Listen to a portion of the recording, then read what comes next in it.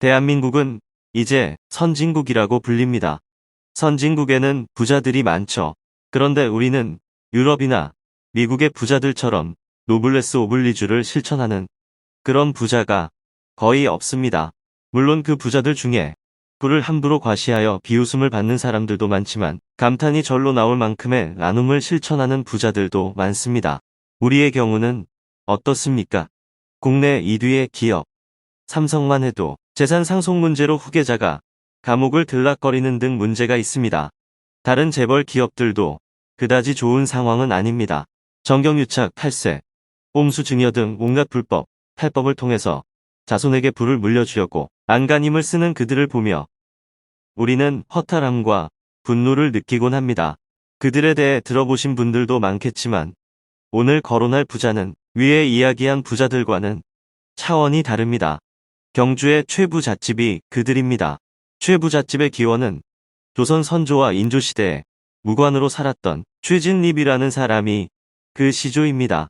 그는 임진왜란이 터지자 즉시 의병을 소집해서 외적과 항전했고 이어서 과거에 급제하여 정식 무관이 됩니다.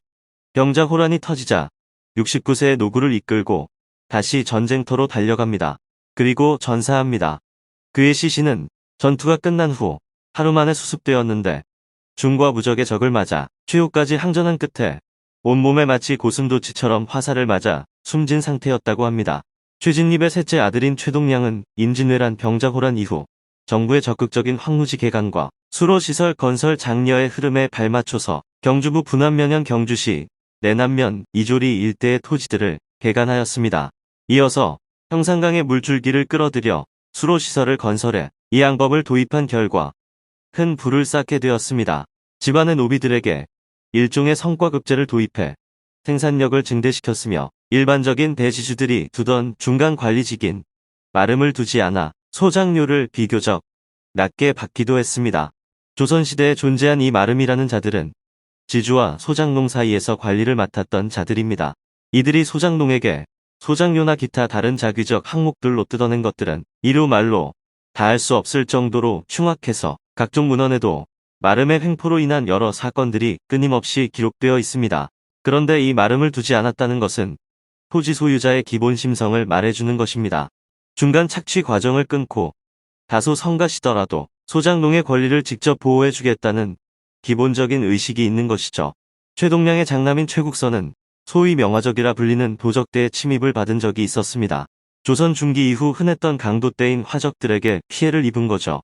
이때의 경험을 교훈 삼은 최국선은 사방 백리 안에 굶어 죽는 이가 없도록 하라는 마음가짐으로 곡간을 열어 사람들을 먹여 살렸고 이는 경주 최부잣집의 명성으로 이어집니다.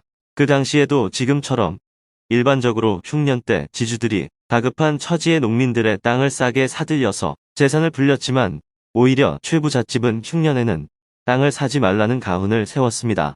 그리고 집안의 재산은 1만 석 이상을 넘지 않도록 한다고 규정했습니다. 이렇다 보니 집안의 소유 토지가 늘어나더라도 1만 석을 넘을 수 없으므로 그 남은 이익이 자연스럽게 소작인들에게 돌아가는 구조가 되게 됩니다.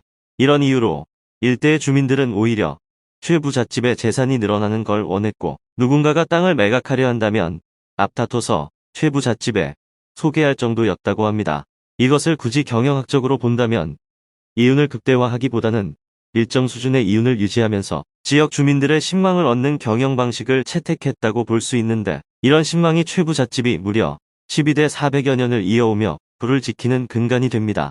이후 최국선의 장남이 가산을 물려받았으나 여러가지 사정으로 거의 망하기 일보 직전까지 갑니다.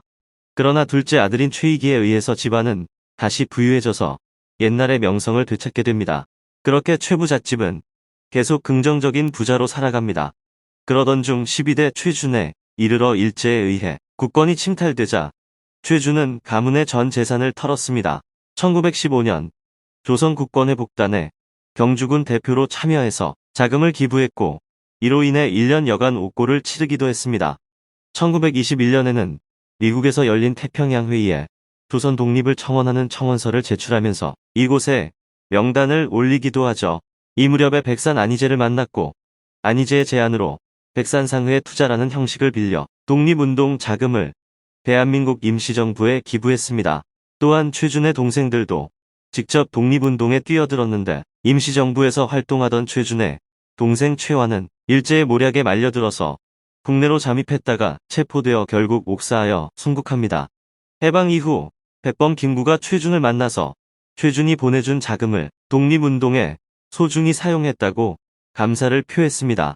최준은 백산 안희재를 떠올리며 그 자리에서 안희재의 고향인 경남 의령 방향으로 절을 했다고 합니다. 다시 이야기는 최부잣집의 선구인 최진립에게로 돌아갑니다. 그가 병자호란에서 전투에 종군하던 중 전사하자 그를 따라서 전투에 종군했던 그의 노비들에게는 주인이 전사했으니 돌아가라는 명이 떨어집니다.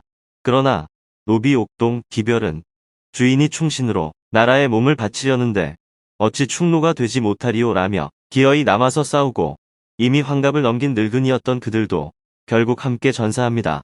그 충성심을 잊지 않고 지금까지도 최진립의 후손들은 두 노비의 제사를 함께 모십니다. 당대에는 어떻게 양반이 노비에게 절을 할 수 있냐고 다른 양반들에게 욕을 먹었으나 그럼에도 꿋꿋이 모시고 노비들을 기리는 비가까지 세웠다고 합니다. 그야말로 시대의 한계를 초월한 진정한 노블레스 오블리주라고 할 수 있겠습니다.